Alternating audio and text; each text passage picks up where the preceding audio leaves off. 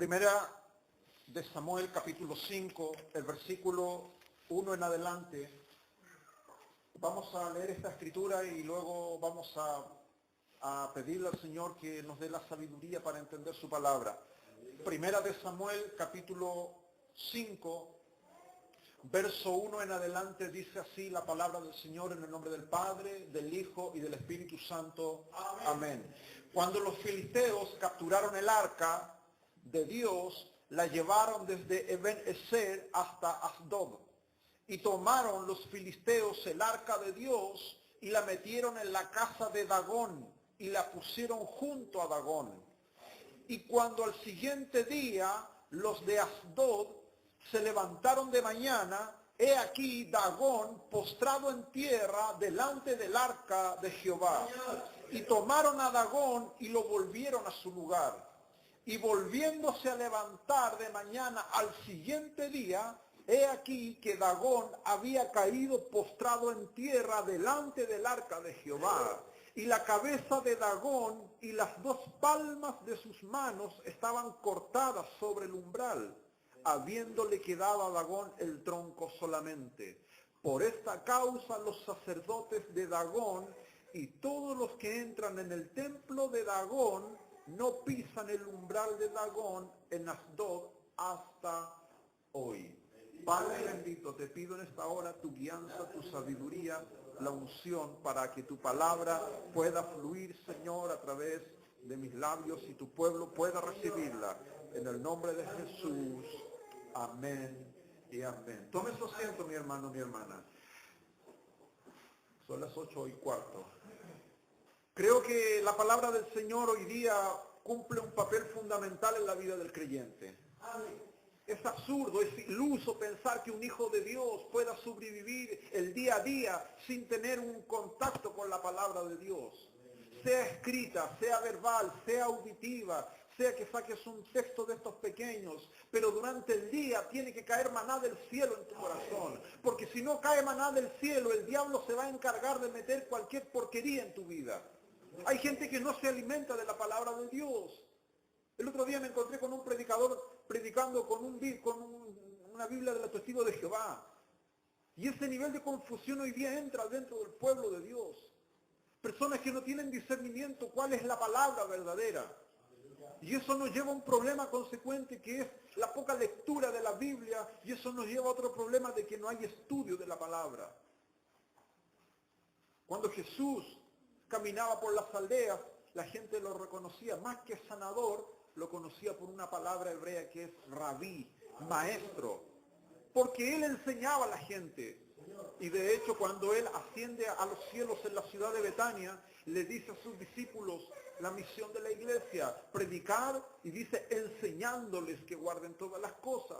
Hay mucha gente que predica y le gusta escuchar predicación, pero a la hora de ser enseñado no quiere. La enseñanza te forma, la predicación te vuelve aguerrido, te puede aleonar. Tú sales con ganas de ir y agarrar un demonio y cortarle la cabeza con una predicación, porque te inyecta fuego en el alma, pero una enseñanza te forma, te moldea, te corrige, te pule. Y hoy día falta enseñanza en el pueblo de Dios, enseñanza de doctrinas fundamentales dentro del Evangelio con respecto a la persona de Cristo, con respecto a los dones, a las manifestaciones, con respecto al Espíritu Santo. Y tal vez resulte ofensivo lo que te voy a decir, pero eso quiero que suene. Hay iglesias que parecen gallineros, donde la solemnidad y el respeto a la presencia de Dios se ha perdido totalmente. Y no hay integridad en quienes posan de santas palomas para Dios. Déjame decirte que la integridad no es algo que se manifiesta en este lugar. La integridad es lo que tú haces en oculto y sabes que Dios te está viendo. Eso es integridad. Cuando tú en la privacidad de tu cuarto, de tu casa, en tu trabajo, donde quiera que estés, sabes que Dios te está observando y tú actúas con rectitud, en pensamiento, en obras. No en vano Jesús le dice a sus discípulos, ¿saben muchachos? Cuando vayan a orar, cierran la puerta. No porque les entre aire, no porque Dios tenga que pedir permiso y entrar, no. El cerrar la puerta es un tema para nosotros, porque dice, vuestro Padre que ve en lo secreto.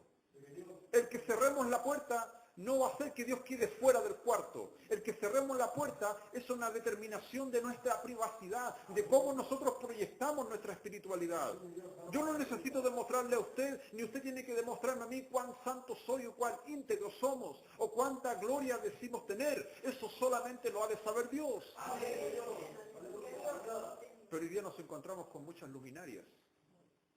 Yo me encuentro todos los días con personas que me hablan, me profetizan, me revelan, me dicen esto, lo otro, y yo voy al manual de vuelo. Este es mi manual. Y aquí, este es palabra inspirada por Dios. Amén. Como dicen los viejos pentecostales, la profeta mayor, o como decía el viejo Moisés bajando del monte Sinaí, escrito por el dedo mismo de Dios. El problema está que estas Biblias usted la encuentra hasta en los prostíbulos. Abren un cajoncito del velador y hay un Nuevo Testamento ofrecido por los Gedeones internacionales, sociedades que reparten Biblias a toda institución de todo estrato gubernamental. Pero solamente la Biblia en sí es hoja, es un texto. De hecho, ¿cuánta gente volada, marihuaneros, drogadictos, ocupan las Biblias para hacer sus papelillos, como les llaman ellos? Los güiros. Porque es un texto. En sí la Biblia no tiene poder. La Biblia dice, mis palabras son espíritu y son vida. Amén. No por la mera lectura de la palabra se te va a adherir a tu vida espiritual el ímpetu de querer servir a Dios. Para eso tienes que entrar en una fase que es una renuncia y entender que estamos en una batalla en la cual hay vivos y hay muertos. Y el olor de los muertos se percibe, así como el olor de los que están vivos y se bañan y se perfuman también se siente. Si es una cuestión de que nosotros espiritualmente no estamos logrando pisar la realidad que estamos viviendo. Aquí la Biblia nos habla de que el Dios que la llevaba dentro del pueblo de Israel, en el ambiente en el cual ellos estaban, era Dagón. Para hacerte cuento corto, Dagón era la deidad máxima del panteón cananeo. Los cananeos tenían Baales. Baales significa Señor, dueño, amo, el que te posee. Y hoy día los Baales siguen existiendo. Tu mascota, tu mujer, tus hijos, tu dinero, tu ropa, tu trabajo, cualquier cosa puede ser un Baal que te posea, al cual le estás rindiendo culto y le estás dando tiempo, pleitesía, incluso adoración. Yo me he encontrado con parejas que dicen, yo adoro a mi pareja. ¿Has escuchado esa frase? A lo mejor tal vez ingenuamente alguna vez lo dijiste. Adoro a mi hijo. Adoro esa mesa que tengo. Nos encontramos ante la realidad de que estamos en una batalla espiritual en la cual mucha gente no define de qué lado está. Tú sabes que en una batalla se ocupa el uniforme dependiendo de la posición del enemigo. Cuando es una posición de entrar en la zona de guerra, se utiliza el traje que se llama el que se mimetiza con el ambiente. Tú no puedes ir a la guerra con un traje fosforescente. Los tipos van a verte a miles de kilómetros y te van a apuntar todo su armamento. Pero si tú vas con tu casco, lo ves que llevan unas flores arriba, pareciera un macetero.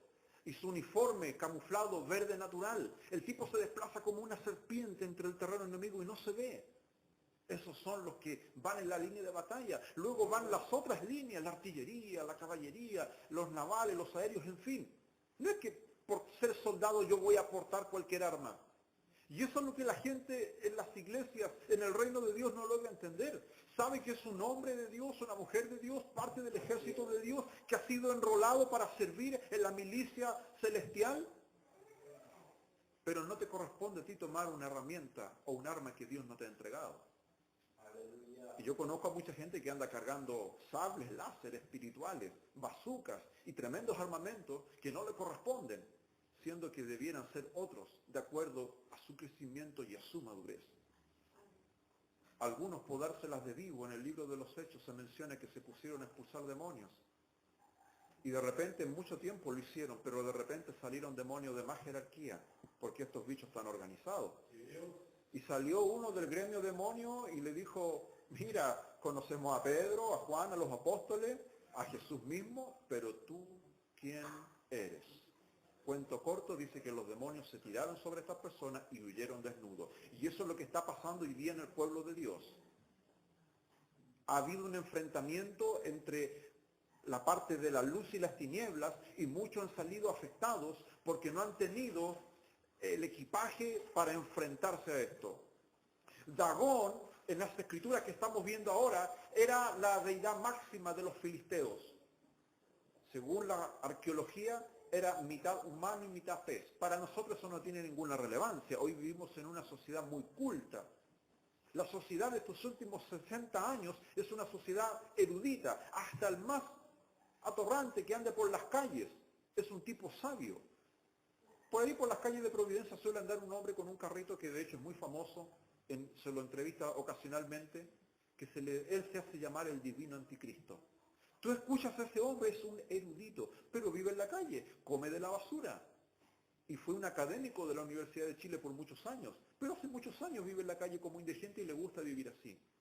Mucha de la gente que tú ves en la calle fueron predicadores, fueron diáconos, fueron oficiales, fueron gente que habló en lenguas y danzó en los templos, y muchos terminan destruidos como el gadareno que dice que vivía en las tumbas y andaba desnudo.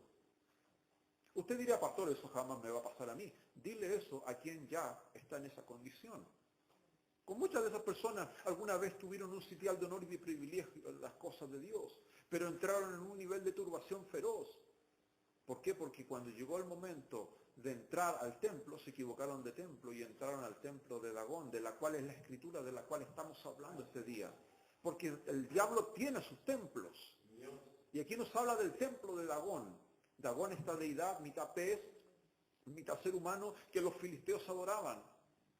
Y este Dagón era un dios muy poderoso dentro del panteón filisteo. Y la Biblia menciona que en este incidente no entra ningún ser humano al templo de Dagón, sino entra el arca del pacto, el arca de Jehová, el arca de Dios. Primera de Samuel capítulo 5 verso 1 dice: cuando los filisteos capturaron el arca de Dios, el arca del pacto. Yo quiero que te pongas a pensar un poco en esto, el nivel de peligrosidad que revestía eso. Tú conoces la historia del arca del pacto de Dios, cómo Dios le reveló el diseño a Moisés. Y déjame decirte que Dios tiene un diseño para cada cosa que Él tiene planeada. Dios le mostró el diseño a Noé del arca, y Noé construyó el diseño como Dios se lo mostró. A Noé jamás se le ocurrió correr una viga, poner un clavo de más, porque el día que Noé hubiese hecho eso, se hunde ese barco. Pero todas las cosas que Dios le iba mostrando a sus santos profetas, hombres y apóstoles, quien quiera que haya sido, era un diseño en la mente del corazón de Dios que era traspasado a ese hombre o a esa mujer, pero debía hacerse como estaba. Y la Biblia menciona que el arca del pacto, arca significa urna, un recipiente, posiblemente tenía las medidas casi similar a la magnitud de este púlpito. Tenía unas varas, la cual permitía que lo transportasen 4 personas, y la urna simplemente tenía como función y requisito ser de oro, bañada en oro, y dentro contenía estos elementos. Maná, que curiosamente no se pudría, a diferencia de los que sí los judíos recogían y se quedaba podrido para el otro día, pero ahí había un maná que no se podría. Y después dice que tenía la vara de Moisés, de Aarón, perdón, que reverdecía. Los elementos que representan en la vida del creyente la autoridad y el sustento de Cristo diario en cada uno de nosotros. Y esa arca debía ser transportada delante del pueblo de Dios en cada ciudad que iban, y la victoria estaba garantizada. Pero también el arca debía permanecer una vez que el templo fuese construido en el lugar santísimo. Y aquí este texto nos relata las consecuencias terribles que es sacar del lugar donde Dios ha establecido su presencia y llevarlo a un lugar donde no le corresponde. Dice que los filisteos capturaron el arca. No dice cómo. Pero habían personas responsables del arca, y ustedes saben quiénes eran. Eran los levitas. A esas personas Dios designó, autorizó para llevar el arca sobre sus hombros. Nadie más podía tomar el arca. Y ese es un problema hoy día que nos estamos encontrando en el pueblo de Dios. Personas que no tienen, en buen chileno te lo voy a decir, ni pito que tocar. Están metiendo manos en las cosas de Dios. En todas las iglesias está pasando eso. Mira, piensa lo que le pasó a Ananías y Zafira en el libro de los Hechos. Los tipos, llegó fin de mes, sacaron la chequera y dijeron, es el día de la colecta. Todos habían traído sus propiedades. Los apóstoles ahí se las daban de administradores. La Biblia dice que ponían las propiedades a los pies de los apóstoles y todo ese tipo de cosas que usted la lee con detenimiento en el libro de los Hechos. Dice que de repente también llega Ananías y Zafira, que era un matrimonio. Y la Biblia dice que ellos habían convenido en su casa, en su intimidad, porque Dios sabe lo que tú hablas. Lo que hablas de mí, lo que hablas de tu misma familia, de quien quiera que sea, Dios lo sabe. Y dice la Biblia que ellos habían convenido en su casa vender la heredad y darla. El problema es que por el camino cambiaron de idea. Y le dice, viejo, vieja, ¿sabes qué? Es mucho lo que vamos a dar. Y se pusieron medio chilenos. Cortémosle la colita. La Biblia no dice cuánta cantidad era, pero si hacemos una cifra normal, hagamos cuenta, 1 millón. Ellos dijeron, es mucho 1 millón. Mejor demos la mitad. En fin, dice la Biblia que entregaron una porción de lo que ellos habían prometido. Llega Ananías, Pedro, lleno del Espíritu Santo, le dice, hermano, le dice, usted ha mentido. Y no le ha mentido a mí, ni a la directiva, ni a la cúpula gubernamental de esta iglesia, nada, usted le ha mentido al Espíritu Santo. Y él dijo, ¿pero en qué he mentido? Y ahí Pedro le dice, la propiedad siempre ha sido tuya. Nadie te la pidió. Eso le dice Pedro. Nadie te la pidió. Salió de tu corazón darla. Y lo que tú hiciste fue defraudar. Tu pecado es aparentar dar algo cuando en realidad tú nunca quisiste darlo. Y cuando Pedro dice eso, ahí mismo cae muerto. Cuento corto, le pasó lo mismo a la señora. Y dice que eso produjo un temor terrible en la iglesia. La gente siguió dando igual, pero la motivación, y eso es lo que yo quiero llevarte a reflexionar, es la motivación lo que Dios ve, no lo que tú haces. Podemos hacer mucho o poco, pero a Dios lo que le interesa es lo que te motiva a hacer las cosas. Dios le había dado al pueblo de Israel el arca del pacto. Y Dios quería que la motivación de ellos fuese amar a Dios. Los mandamientos habían sido estipulados para eso, para que el pueblo amara a Dios. ¿Cuál era el gran mandamiento? Amarás a Jehová tu Dios con todas tus fuerzas, con toda tu mente, con todo lo que tú eres. Mandamiento no dice una sugerencia, sino que es un requerimiento. Hay mucha gente que está en las cosas de Dios, pero te lo puedo decir derechamente con la experiencia que tengo, 27 años predicando el Evangelio. Hay gente que no ama a Dios, no lo ama pero ni 1 milímetro. Está con Él por lo que Dios le da, no por lo que Él es. Si tú lees detenidamente el libro de Job, Job era un hombre bendecido y próspero, dice capítulo 1 de Job. Job tenía la vida del cristiano que todos nosotros quisiésemos tener. Una esposa, hijos preciosos, buena billetera, buena situación económica, buena reputación. Y además una vida espiritual intachable. Dice que era justo y santo y más venerable que todos los de su tiempo. La Biblia dice, cuento corto, que Satanás se presenta delante de Dios y le viene con esto y le dice, ¿sabes Dios por qué Job te sirve? Porque tú lo tienes rodeado, tú lo proteges. En otras palabras, Él te sirve no por lo que tú eres, sino por lo que tú le das. Y Satanás, con mucho más atrevimiento, le dice, quítale todo lo que tienes y verás si no blasfema contra ti. En otras palabras, lo que el diablo le decía a Dios era, este hombre te sirve por todo lo que tú le das, no por lo que tú eres. Y hay muchos cristianos hoy día sirviéndole a Dios por lo que Dios les da. Les da salud, les da trabajo, les da amor, dinero, todo. La pregunta es, si tú estarías en la capacidad de servir a Dios si Dios te quita todo como a Job. Porque eso fue lo que Job pasó. Cuando Job quedó en la ruina, su cuerpo hediondo, apodrido, porque su carne se había gusanado, su mujer prácticamente lo hundió, sus hijos murieron, todos sus negocios se quemaron en un mismo día. La Biblia dice que cayó fuego del cielo, dice. No fue una cuestión que él soñó, no, fue que sucedió. Después de tremendos meses de sufrimiento, la Biblia dice que él mantuvo su fe y su lealtad inalterable y él dijo, yo voy a seguir creyendo en Dios. Él me dé o no me dé. Pero hoy día hay gente que su espiritualidad está basada en lo que Dios le da y no en lo que Él es. Y para servir a Dios por lo que Él es, hay que entrar a conocerle.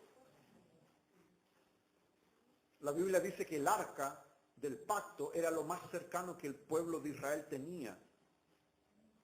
Para un judío, para nosotros es difícil entender esto, porque no somos judíos, no tenemos el orden cúltico de los rituales del Antiguo Testamento, pero si fueses un hombre o una mujer bajo el ritual judío, a la hora de que te hablaban del arca del pacto, tú sabías que era el objeto más santo, simbólico de la presencia de Dios, y su habitáculo era el lugar santísimo, el lugar más santo dentro del tabernáculo, y al cual solamente podía acceder un solo hombre una vez al año, que era el sumo sacerdote.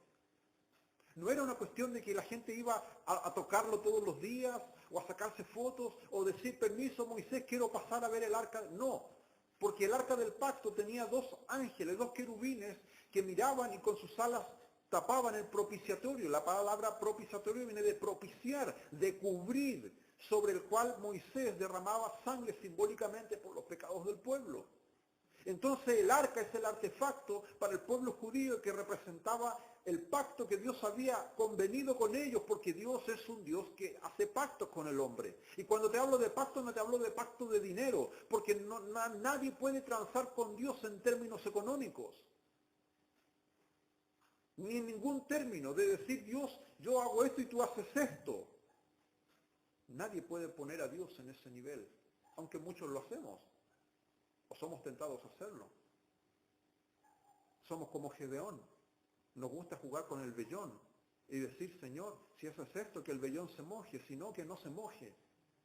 Pero la Biblia nos habla, por medio del apóstol Pablo, del que el cristiano maduro tiene una norma de vida que se llama contentamiento, que es feliz en cualquier situación y circunstancia. Y no abre su boca para proferir juicio anticipado de las cosas que no entiende o no conoce. La Biblia dice que el arca del pacto fue tomada, y no solamente la tomaron, sino que se la llevaron desde Ebenezer, que usted sabe lo que significa. Cantamos incluso coritos con ese nombre, hasta aquí nos ayudó Jehová. Y ellos pensaron, y ese es el tremendo problema, cuando tenemos una victoria decimos hasta aquí nomás, sacudimos las manos y los pies y nos vamos. Y ellos dijeron, hasta aquí nos ayudó Jehová, hasta aquí llegó el cuento, y se olvidaron del arca, y en un descuido vienen los filisteos y la toman desde Ebenezer y se la llevan a Asdod, la capital del centro cúltico de Dagón. Versículo 2 dice, y la volvieron a tomar los filisteos el arca de Dios, y no contento con tomarla, la metieron en la casa de Dagón. Lo menos pensado. Llegó el día que nadie en su mente se imaginó que iba a ocurrir, que el arca del pacto iba a terminar dentro del templo de Dagón, cosa que hoy día mucha gente ni se imagina. Pero está ocurriendo. Hoy día el arca del pacto es un símil de tu cuerpo. La Biblia dice que nuestro cuerpo es el templo del Espíritu Santo. Me pregunto, ¿qué hacen hermanos metidos en el templo de Dagón? ¿Qué comunión tiene la luz con las tinieblas? Pero hay gente que expresa que son más hijos de Dagón que hijos de Dios. Y eso se expresa por tu vocabulario, por tu forma de expresarte, por tu forma de mirar, por tu forma de razonar. Y la única solución para eso no es que hables conmigo o con cualquiera de los pastores o que busques consejería o que te cosan los labios como hace mucha gente ignorante que para no pecar se corta los labios. Por ahí hubo en Centroamérica uno que se cortó sus genitales según él para no pecar. No. La solución es ir, subir a la cruz, clavar el viejo hombre. Crucificado, dice Pablo, estoy con Cristo. ¿Lo ha leído? Crucificado estoy con Él, dice. Y ya no vivo yo, Cristo vive en mí. Es una frase que la hemos repetido tantas veces, pero nos da temor decirla propiamente tal para nosotros. Pero tienes que llegar a ese nivel de decir, pastor, hermano, yo ya no vivo, he crucificado al Hernán, al José, al Luis, al Mario, a Marta, quien quiera que sea. Está crucificado con Cristo, está ahí en el madero, en la cruz, y de ahí no se baja. Pero resulta que algunos se suben a la cruz, pero no lo clavan, lo amarran nomás, le ponen scotch, lo amarran y después el tipo se vuelve a bajar y vuelve a hacer de las suyas. Y no es el diablo, No es el mundo, sino la carne, el primer enemigo. Te lo digo como maestro. En teología esto es lo que siempre enseñamos. El enemigo número uno del cristiano no es el diablo ni es el mundo, es la carne. Tu naturaleza humana caída, tu naturaleza pérfida que te lleva a apartarte de Dios. Parece chistoso leer el relato de Génesis. Adán y Eva corriendo piluchitos por el huerto y Dios llamándolo. Adán, Eva, ¿dónde están? Y ellos piluchos, desnudos, corriendo entre las matas del huerto. Ingenuamente pensaban que se iban a esconder. Y Dios igual los encuentra. Y Dios igual en su amor y su misericordia ve que ellos se habían tejido solo de higueras un par de delantales para cubrir sus vergüenzas. Y Dios sacrifica el primer animal, dice que Él los vistió de pieles de animales. No dice que animal, pero es una potente señal de que Dios, el que tuvo la iniciativa del primer sacrificio. Dice, verso 3, cuando al siguiente día los de Asdod, los habitantes de esa ciudad, se levantaron de mañana, he aquí Dagón postrado en tierra delante del arca de Jehová. ¿Sabe por qué este relato es increíble? Porque dentro del arca no había ningún judío, era un recipiente pequeño. Aquí este relato lo que intenta decir es que el arca de Dios, depositaria de los pactos y de las promesas, al entrar dentro del templo de Dagón, provocó de que la estatua, la esfinge, la cultura que ellos adoraban, la escultura, perdón, dice que estaba postrada en tierra delante del arca. No se había roto, simplemente se había caído. Y la tomaron, dice, tomaron a Dagón y lo levantaron y lo pusieron en su lugar. Ellos dijeron fue un incidente. Tal vez ellos pensaron, tal vez hubo un movimiento sísmico, tal vez la estatua estuvo mal ubicada y se cayó delante del arca. Se fueron cada uno a su casa, porque los que están sin Cristo no piensan mucho. A usted Dios le dio inteligencia, usted tiene sabiduría, pero los que están sin Cristo están perdidos en la noche. Pasa algo y eso hasta ahí nomás llegan. Ellos no pensaron más, ni siquiera se imaginaron lo que estaban teniendo entre sus manos. Verso 4.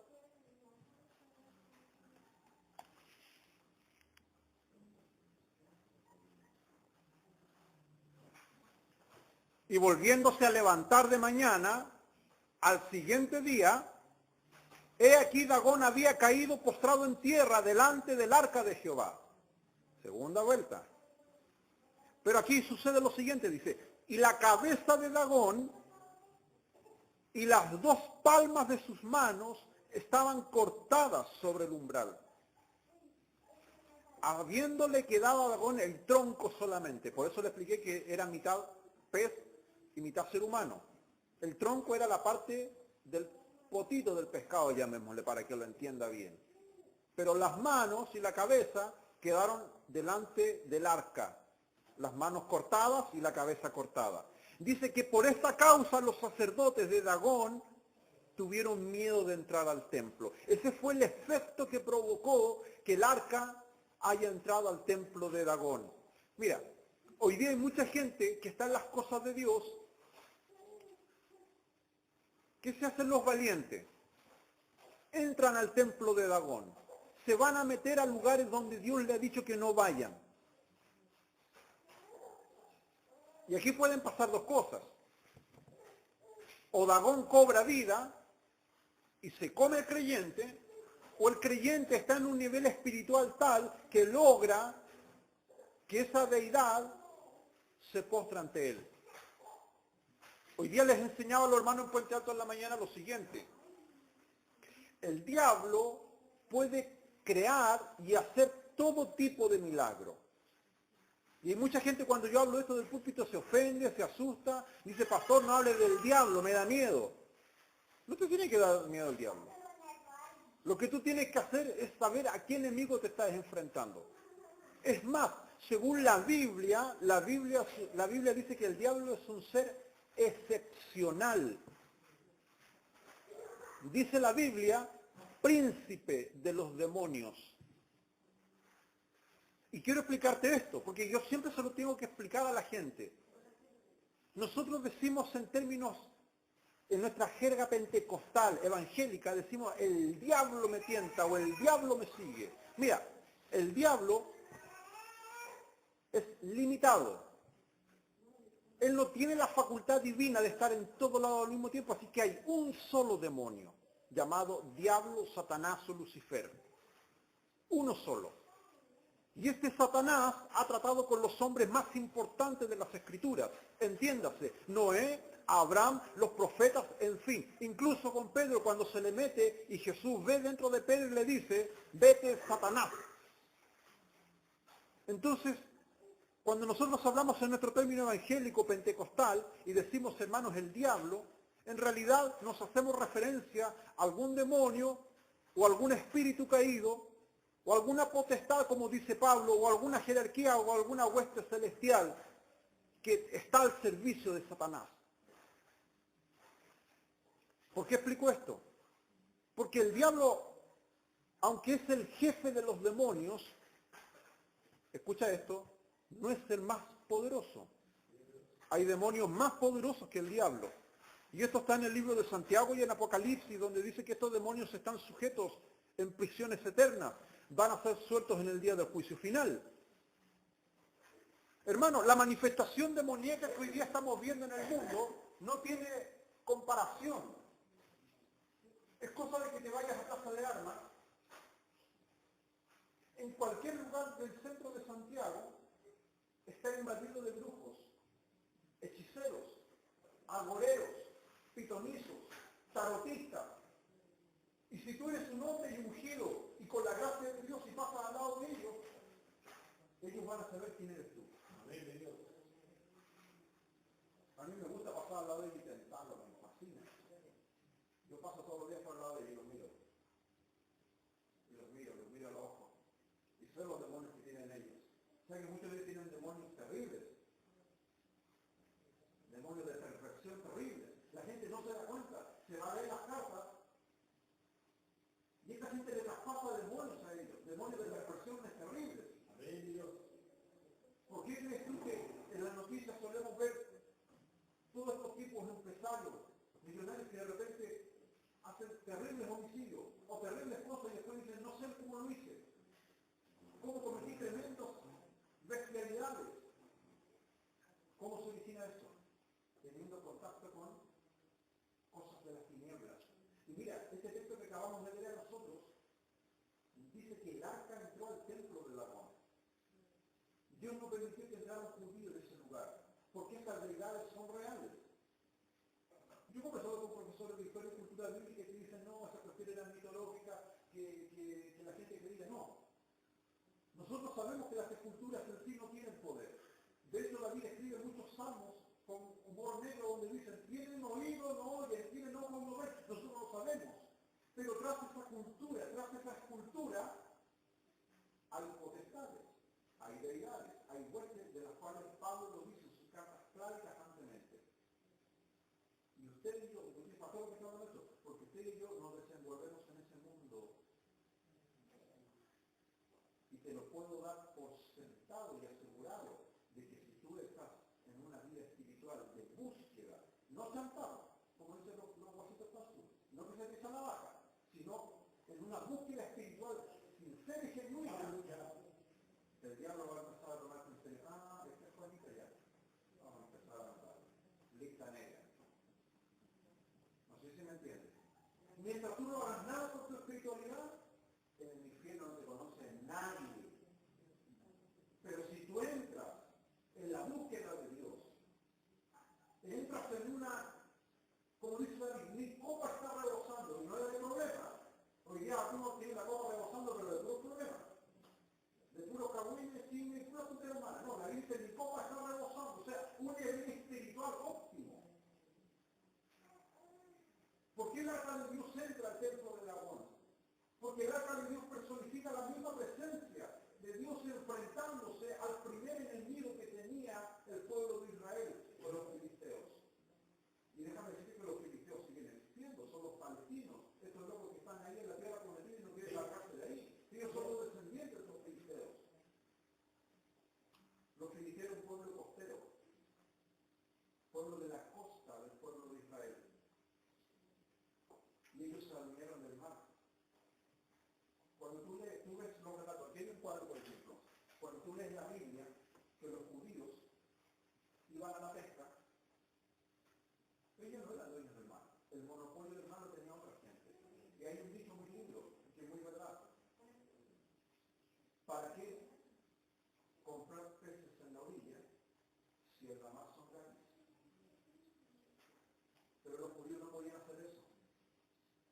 mar no era de ellos, era de los filisteos. Por eso ahí tú entiendes bien lo que pasa cuando Jesús camina sobre el mar. Jesús nos estaba dando un mensaje al Dios de los filisteos. Este dragón se cree dueño de los pescados del mar. No, yo camino sobre el mar es mío. Yo calmo la tempestad. Todos esos pasajes bíblicos hay que entenderlo en el contexto cultural en el cual estaba. Y usted dirá, bueno, pastor, ahora, ¿qué es lo que pasa? Mira, ahora Jesús se puede pasear en tu living, en tu casa, en tus problemas, en tus finanzas. Él sigue siendo Dios, sigue siendo Señor de nuestras vidas. Él sigue teniendo potestad y autoridad sobre nuestros problemas. Pero esto no queda allí. Usted dirá, bueno, no es nada. Cayó la estatua del dragón y se quebró. ¿Qué tanto? No, esa era la primera señal. ¿Qué es la primera señal que un creyente tiene cuando se enfrenta ante las potestades enemigas? La estatua de dragón representa el poderío material.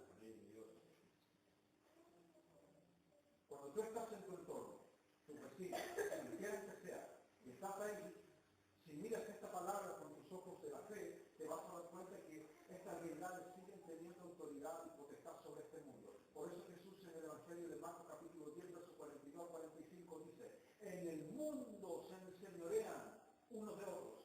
La palabra enseñorear significa subyugar o dominar. Pero entre ustedes no va a ser así. Es prohibido en las Escrituras el ejercer señorío sobre la vida de alguien. Y ese es un problema que existe hoy día en el pueblo de Dios.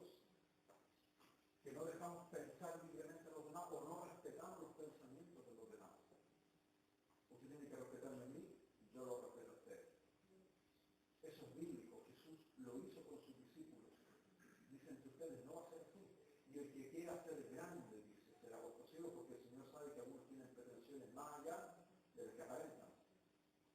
Eso lo dijo Jesús, ya, Marcos capítulo 10, verso 42, 45, dice, y el que quiera hacerse grande entre vosotros, Jesús sabe que hay gente que quiere hacerse grande a costa del nombre de Cristo. Sí, Dios, bendito Rey. Y Jesús le da un mensaje cortito, y dice, el que quiera hacerse grande, será vuestro siervo.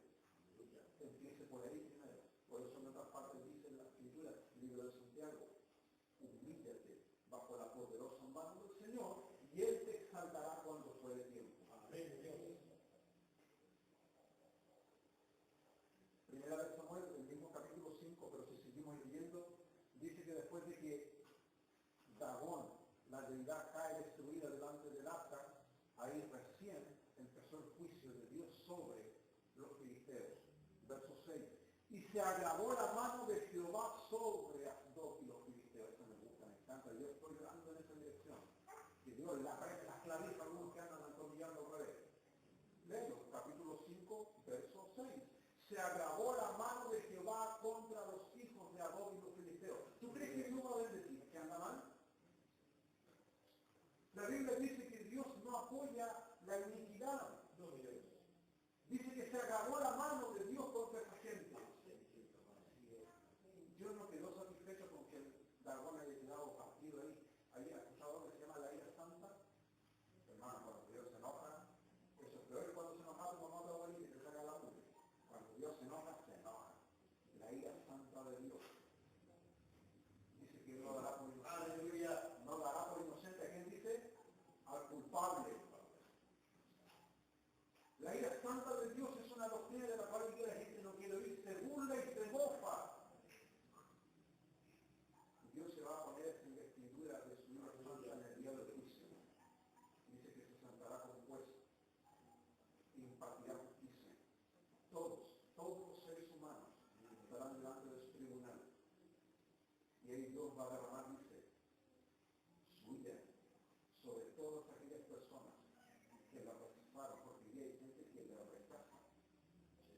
Yo diría, pero pastor, dentro de la iglesia también.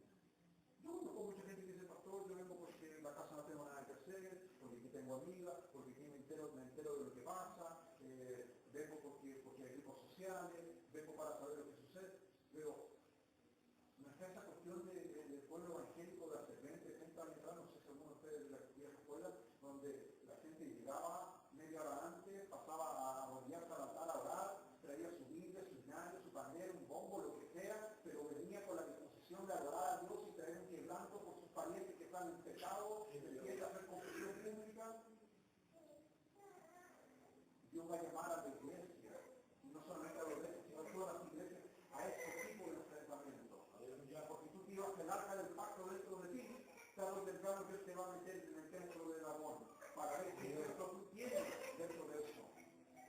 Y se agravó la mano de Jehová sobre los filisteos, y los destruyó y los hirió con tumores en todo su territorio. O sea, lo que le empezó a ocurrir a ellos es tumores, a todos los filisteos, en todo el país. Y un tumor, no es que te salgan de ahí. No te voy a describir lo que es un tumor porque ya sabes lo que es un tumor. Hay tumores sangrantes, tumores cancerígenos, al ano, y hay un montón de tumores que provocan un dolor indescriptible. En otras palabras, te lo voy a decir en términos médicos sencillos, un tumor es cuando la persona se empieza a reunir de dentro para afuera y sus órganos se exponen hacia afuera. O sea, es una muerte horrible. Y dice la Biblia que Dios le dio tumores a toda esta gente, verso 7, y viendo los filisteos dijeron, no quede con nosotros el arca del Dios de Israel. Cambiaron de plan. Primero la habían llevado. Dijeron, este es un gran logro. El arca del pacto de nuestros enemigos, los judíos, está aquí en el templo de Dagón. Ellos pensaban que la habían hecho de oro. Después de que Dios la arregló la maravilla, dijeron, no puede estar el arca aquí con nosotros. No puede. Verso 7. Porque la mano de Dios es dura sobre nosotros y sobre nuestro Dios Dagón. Eso le falta a los impíos del mundo. Eso le falta a los impíos del mundo. Ellos no están viendo que el Dios de los evangélicos, el Dios de los pentecostales, el Dios de los canutos, de los aleluyas, como tú le quieres llamar, ellos ven que el Dios está durmiendo, que no hace nada. Y el pueblo de Dios no clama por juicio. Tú tienes que empezar a orar, que los juicios de Dios se vean en este país. Porque hay muchos impíos mofados en su templo de Dagón, del Dios, del pueblo de Dios, que somos nosotros. ¿Por qué cree que este país estos últimos 2 años, nuestros senadores y diputados han hecho puras fronteras con la ley? Y vamos de mal en peor, porque ellos no creen en Dios. Cuando ahora sí que Morandé le dio por traer de nuevo esta cuestión de la famosa evangélica, lo aplaudieron de pie. Porque le viene como niño de la sociedad mofarse y burlarse del culto evangélico, del culto pentecostal, del culto cristiano. Y lo más absurdo es que gente evangélica no toma una posición. A ver, Dios, santo que vive. Entonces es tan absurdo como que yo sea de un equipo, tenga la colega de ese equipo, pero le eche bala al otro. Y eso está ocurriendo hoy día en el pueblo evangélico. Personas que no son de la postura. Por eso Dios enviaba profetas y le decía, si Baal es Dios, sírvale. Si Jehová es Dios, sírvale. Pero no estés con un pie adentro y un pie afuera. Dice que la mano de Dios se había agravado contra ellos. Aleluya. De aquí saltamos al último versículo, Mateo 10:16, para que usted entienda que Jesús también habló de esto.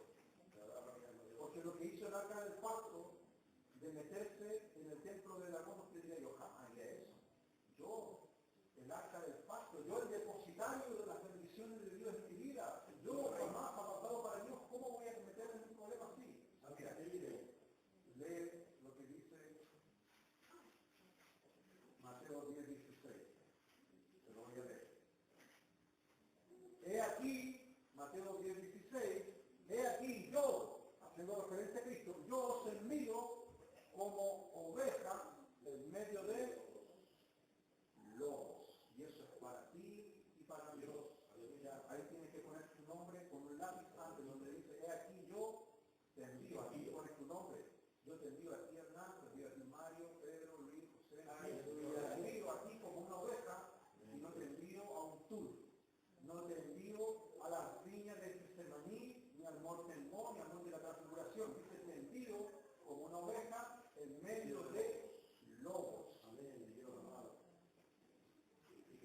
La palabra lobo es una palabra que Jesús utilizó para mitigar un poco el culto que había de los Baales. Jesús le llama al diablo, le llama lobo. Usted sabe que el lobo es un animal nocturno y carroñero por excelencia. Amén, Señor. El lobo es un animal feroz.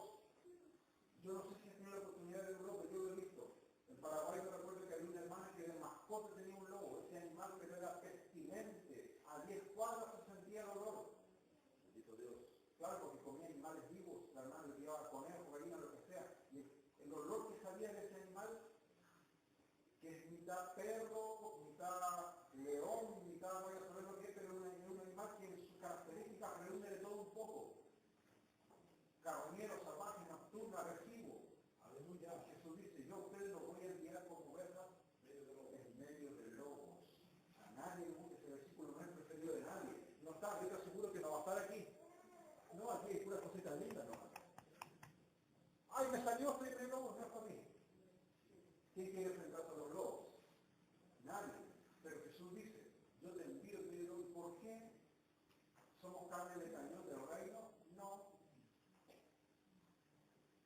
Dice, no es que eres una oveja, sino como ovejas.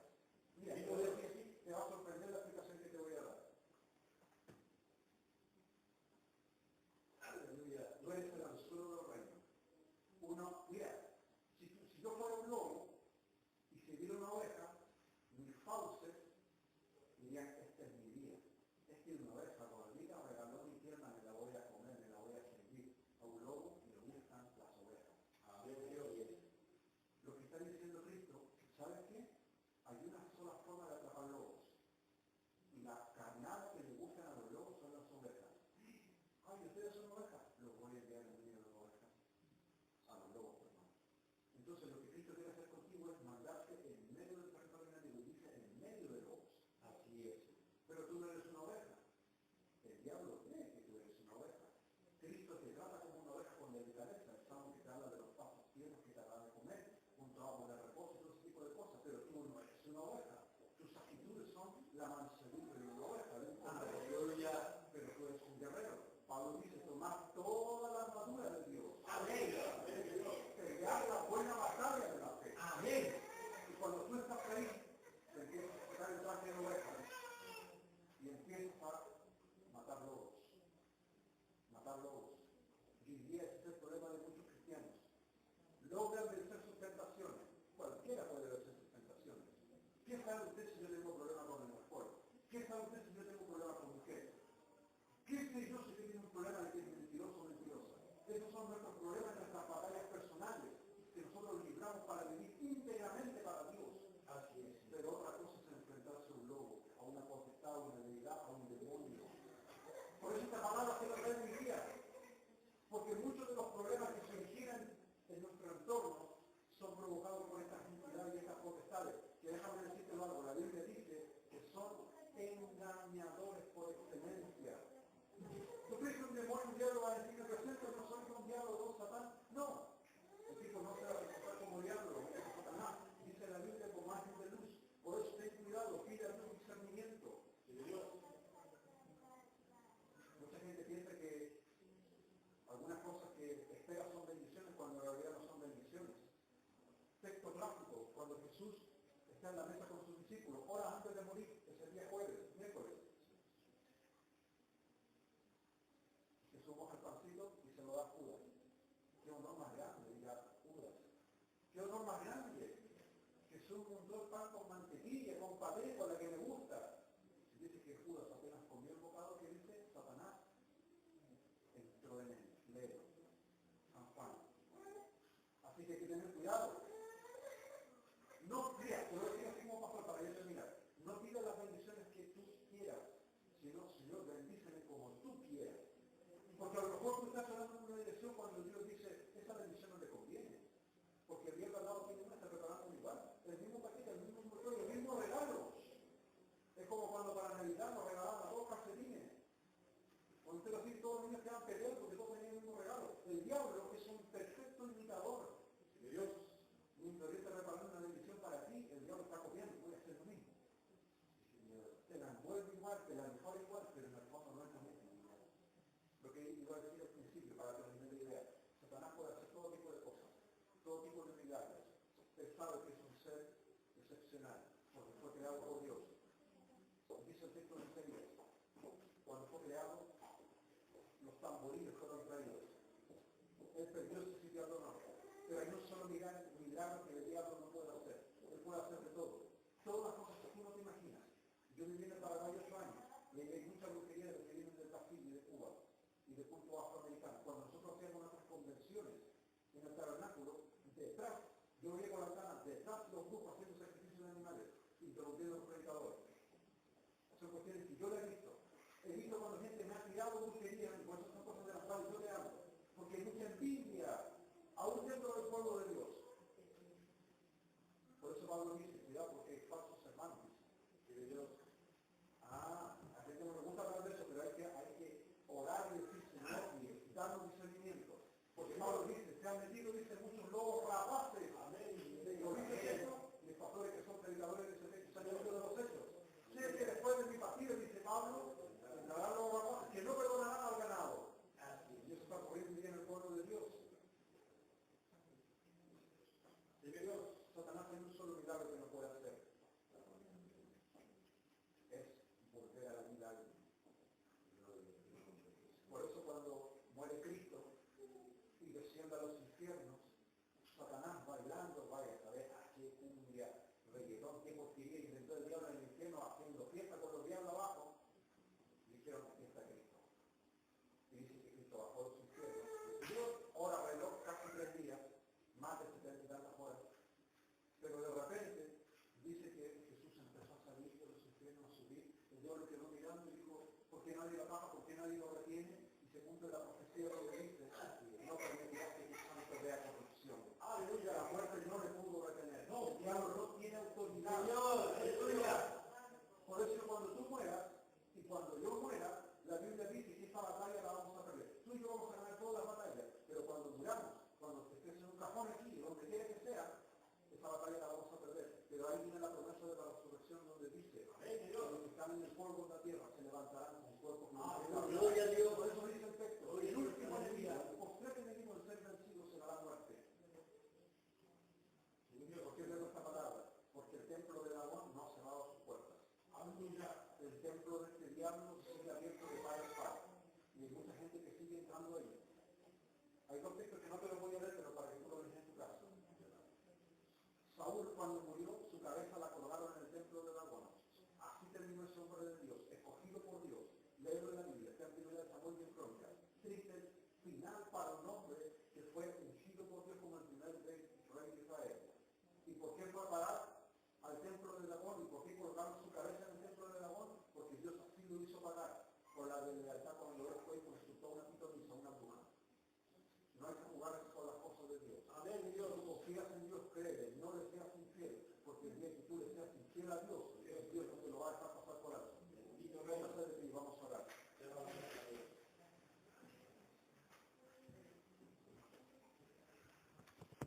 Cierra tus ojos y vamos a pedirle al Señor. Son las 9:09. Vamos a pedirle al Señor que el arca que Él puso en nosotros, el arca del pacto, porque tú hiciste un pacto, un compromiso con Dios, ¿cierto? Tú hiciste un compromiso con Dios. Y en tu corazón ahora hay maná del cielo. Está la vara, que es la autoridad de Dios. Están los ángeles mirando, como dice el libro de Hebreos, expectante a lo que tú haces. Aleluya. La sangre está sobre tu corazón. Está recubierta tu vida de oro. Pero si Dios te permite entrar en el templo de Dagón es para que tengas ese efecto. Sí, Señor. Derrotes a esas deidades. Donde quiera que estén, hay autoridad en tu vida. Cierra tus ojos y oramos al Padre. Padre que estás en la gloria, te pedimos en esta tarde que pongas tu bendición sobre esta pequeña manada. Dale la fuerza y la guianza a tu pueblo, Señor, para mantener senda firme en este mundo de oscuridad y tiniebla que estamos viviendo. Estos espíritus, Señor, estas potestades, se han posado, Señor, sobre la mente de muchos cristianos, engañándolos, seduciéndolos, arrastrándolos, Señor, a cosas ocultas. Mas tú, Señor, siempre tienes un arca limpia, preparada, Señor, para avergonzar, como lo hiciste a Dagón, avergonzar a aquellos que no creen en ti. Levanta a mis hermanos, a mis hermanas en fe. Llévalos, Señor, a búsqueda intensa, Señor, de tu presencia. Pongo en oración este lugar, cada persona que se congrega durante la semana en todas nuestras iglesias, Pan de Vida. Habla, Señor, a tu pueblo y dirígelos hasta tu venida. Gracias, Padre. Gracias, Hijo. Gracias, Espíritu Santo. Amén. Glorificamos al Señor. Amén. Gloria a Dios. Amén. Vamos a dejar a nuestro pastor aquí. Pido sus oraciones por mí. Día martes tenemos cultos 7:30, jueves 7:30, domingo a las 7. Yo entrego mi ayuno el 8. Si Dios no dice otra cosa, estos días, 19 días han sido increíbles. Dios me ha dado una fortaleza excepcional. Creo que Dios nos va a llevar a cosas más profundas. He visto cómo, no quiero que malinterprete lo que voy a decir, pero durante estos días de ayuno y estos 19 días que he estado, he ido a las iglesias y he visto la mano de Dios trabajando, pero también he visto la oposición satánica fuertemente tomando la vida de muchos hermanos que han sido fieles al Señor. El diablo no está tranquilo, el diablo no está quieto, el diablo está haciendo la batalla y la guerra. Por eso yo a todos los lugares donde he ido, tienen que entrar, les digo, en ayuno, en oración, no importa los días ni cómo, pero hágalo porque el diablo no está contento. Aleluya. El diablo sabe que le queda poco tiempo y el diablo está enojado, usted tiene que ir a la batalla y levantar un altar y decir, Señor, vamos a luchar por la salvación de nuestras vidas y de nuestras familias.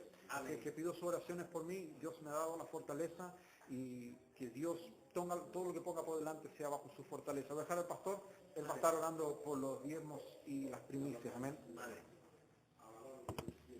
Agradecemos a nuestro Dios